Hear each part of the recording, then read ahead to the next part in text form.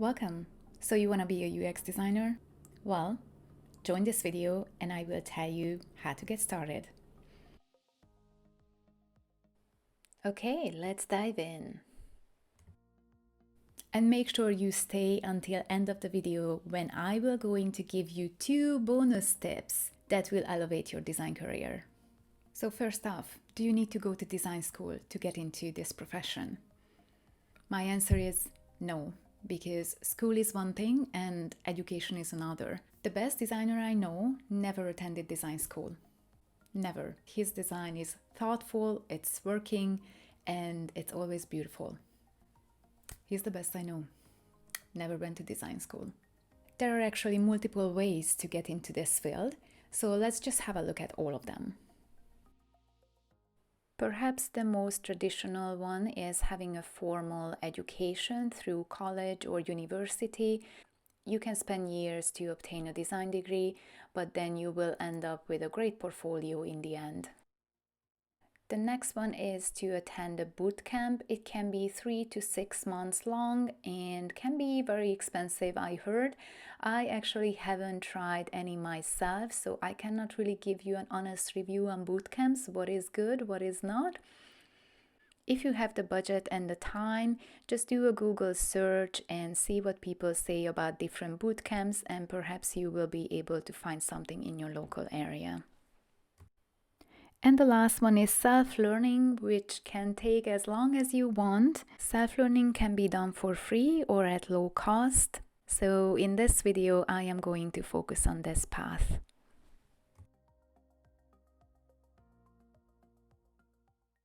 Pause the video to see the URL or head over to my website to see the full list. So Accenture offers a great user experience design introductory course, so I would highly recommend to check that one out. The other one is Coursera. They also offer an introduction to user experience design.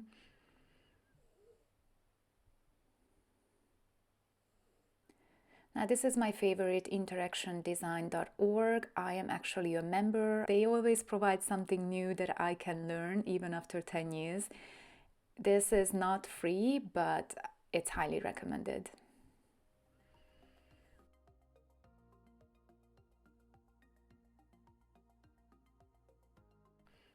Now, and this is a completely free version. Lynda.com is now LinkedIn Learning, a lot of online UX free courses out there.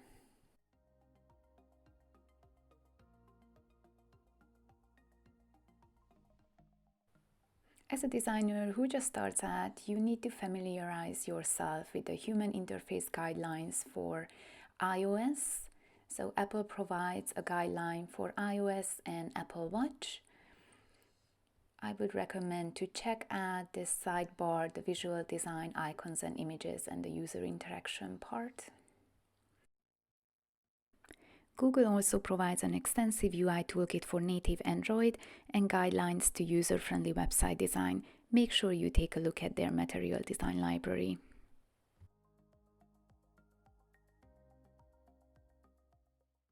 Now, I'm not sure how often you're going to design for native Windows Phone, but Microsoft also offers a design guideline, and they even provide a Figma file that you can download and reuse in your design. Awards.com showcases the best website designs. You can search for portfolios, e-commerce stores, whatever you really need. Behance is not only a social media platform, you can also discover other designers' work to get inspired, as well as you can create a portfolio page for your design projects.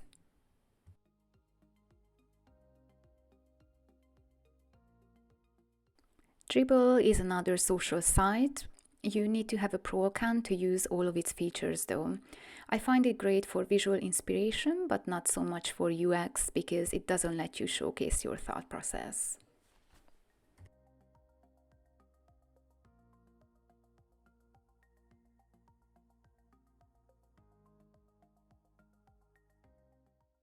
Sometimes I go to Squarespace and other website builders to check out their templates.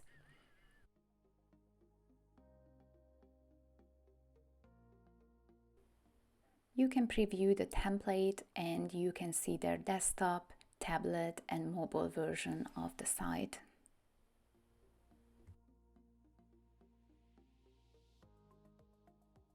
To figure out what you might need to study to get into user experience design is search for universities and colleges in your local area. Have a look at their requirements and study details, like what kind of syllabus they are offering and what the outcome of the degree is.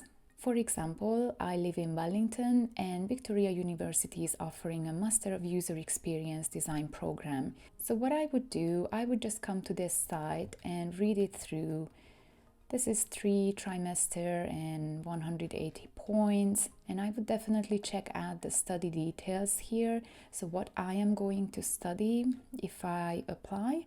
And I think what's really interesting here is the requirements part. You can see that what you study in part 1 and 2 and 3, and I would dive into each papers. Let's have a look at user experience design practice. So now this part, I think this is the most valuable part. So when you read it through, what it says, we are going to learn about how to develop persona, and we're going to analyze case studies, we're going to learn about user interface design, and I need to learn about prototyping as well. I know that they actually recommend Figma. Then you know you need to learn the industry standard tools and techniques of UX design. Tip number 1, learn the basics of user experience design. There are so many books out there, but my opinion is there are only a few of them that are easy to read. I would recommend Lean UX, that's about 4 hours read. Another book is called Sprint. It's fantastic. One of my other favorite books is Don't Make Me Think. It's also a very easy read. And if you just want to get one book, User Experience Design for Dummies. I'm not kidding. That book is amazing. That's all you need to get started. The other thing that you need to learn is principles and theory of graphic design. What's up? Are you okay? Yeah? Okay. There are a few graphic design principles that are going to affect every project that you're doing. You need to learn about layout principles such as balance, rhythm, movement, and proportion, while considering scale, position, value, and color using line, shape, texture, and space. I remember first reading about these principles and they seemed so foreign to me, and it took me some time to get comfortable with all of these things. You also need to learn about grid and how you use grid in your design. You also need to be familiar with typography. So luckily nowadays you can just Google typefaces and matching typefaces. So you can just pair things that go well together, so you don't need to figure that out by yourself. So one thing that works really well is pairing a sans serif with a serif font. Get familiar with typefaces and how you can pair them, and just go to websites that give you font pairings. Google is a great resource for that. I probably wouldn't buy graphic design books. I would just go to the library and check out some of the books on graphic design. Now let's talk about tools. So I think if you're starting out this year, then it is actually easier to learn the essential tools. In the past, Adobe products were the industry standards design tools, but we had to learn Fireworks, Illustrator, Photoshop, After Effects, Premiere Pro.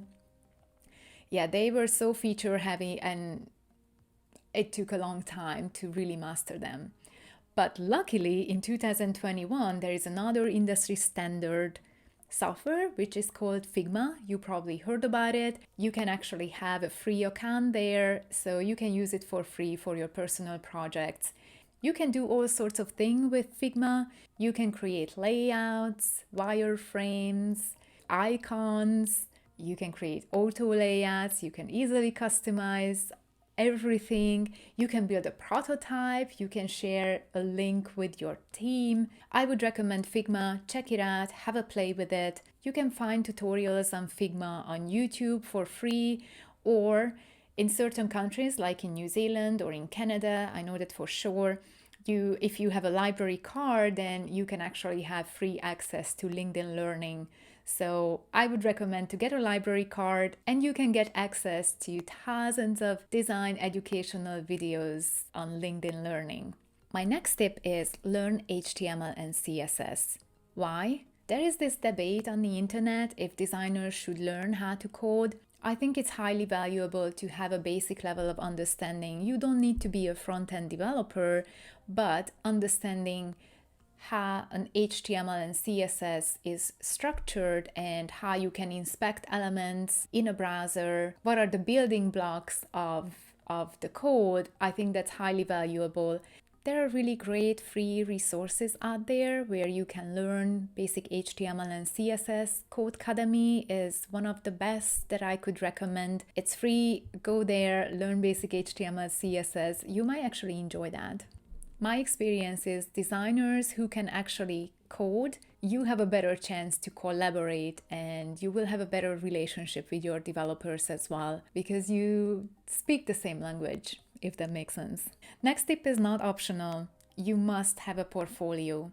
When I talk to young designers, they think that they can only apply for jobs when they have an online presence. And while having a website is great, but you don't need to have an online portfolio to be able to apply for design jobs. You can actually create a PDF and upload to Dropbox or Google Drive and have a shareable link, and you can share that link with potential employers when you apply for a new job. You don't need to create a website. Or if you really would like to have an online portfolio, I would recommend Behance. It's free, you just create an account and you can just structure the layout of the page as much as you like. Now, how to design a portfolio, I think this is a separate topic itself, but stay tuned because I'm creating that video soon. Regarding your portfolio, one thing to remember is you actually don't need to have real projects in your portfolio. What I would highly recommend to show in your portfolio is your thought process, how you got from A to B, all of the steps, and just give it a paragraph and add some visuals to it. That's all you need. You must also resist to put all of your work in your portfolio. Just pick the 3 best and that's it. You might also ask, how do you practice your new design skills? Well, I would recommend to pick small brands, for example, your local shops and local companies, and just redesign their online presence. You know that when you look at their website, you can tell which one needs a little bit of love. And I would actually stay away from large brands, well-known companies. The reason behind that is large companies already employ so many great experienced designers, and it's very unlikely that you will come up with something groundbreaking, so just stay away from that. The other important thing is ask for feedback. Ask for feedback as often as possible. Share your work with your designer friends and ask for honest feedback. You need to get accustomed to receiving feedback and acting on it. This is the way how you can improve your design. Now, the most important step, getting your first design job. Searching and finding your first design job without a proven work experience in the design field, that can be daunting. I know, I've been there. So what I would do, I would join all of the meetups that's available in your area. But don't limit yourself to design meetups. Go to tech meetups. Tell everybody you're looking for a job because you never know which company is looking. And statistically speaking, 50% of the jobs are not even advertised. So it's good to tell people that you're looking. Search for design agencies and other companies that you would like to work for. Send them your resume with your portfolio link and just reach out to them and see if they have something available. Use LinkedIn for building up your connection. Have the courage to message people on LinkedIn. LinkedIn is about connections and networking, so use it.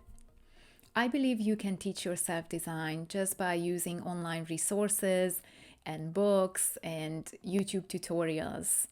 But you must have the diligence and the patience to go through that. And, everything is hard at the very beginning, but you gotta get into a groove. If I would start out again, I would probably spend at least 4 hours every single day just to practice one of the disciplines. I would practice on projects, I would practice tools, I would send out my resume, I would reach out to people, I would go to all of the networking events that's in my area. If you're looking for a job in a different city, I would recommend to join their meetup group. And you can just hang out with other people online, and you never know what might happen, so you might have an opportunity from them. Start networking, that's really important. And remember, even the best designers were beginners once. Whenever you land in your first job, keep practicing and never stop learning. Being a designer, this is one of the jobs that will never bore you. Never.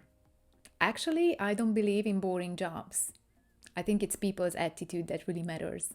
So have a good attitude and make sure you have fun along the way. Otherwise, what's the point?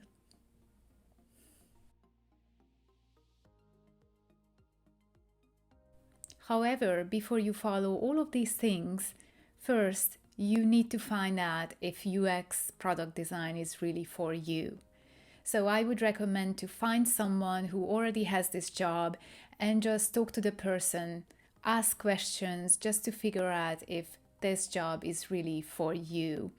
And I would recommend to talk to someone at different levels, not only a junior designer, but to an intermediate, senior designer as well, because your role will change throughout your career.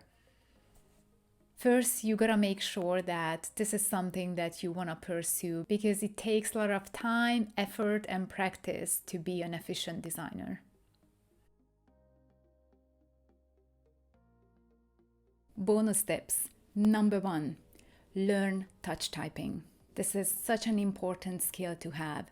Nobody tells you in design school how much you're going to write in this career. Let's see how much I write. We're not only writing emails and Slack messages, we also write Confluence pages and Jira stories and user research findings. And you need to communicate your design decisions in writing. I write a lot. Nobody told me this.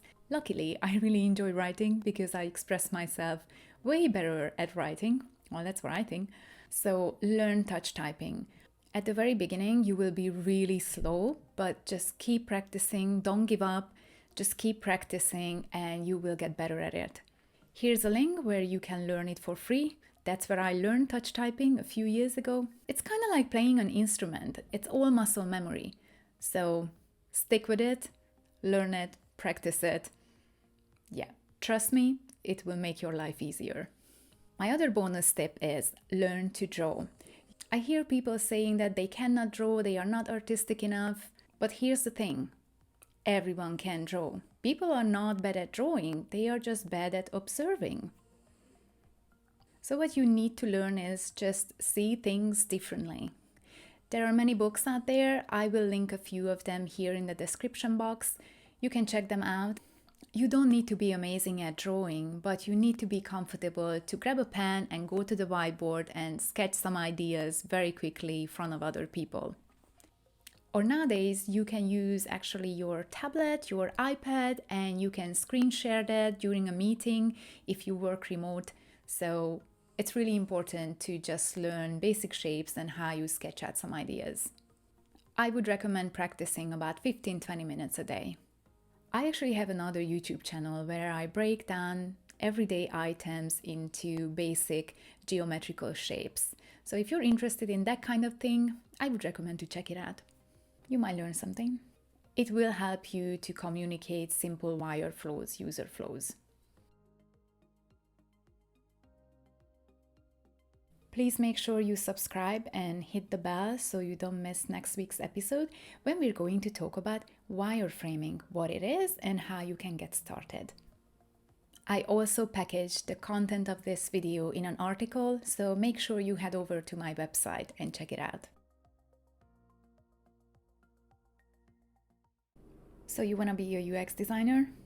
Well, join this video and I will tell you how to get started.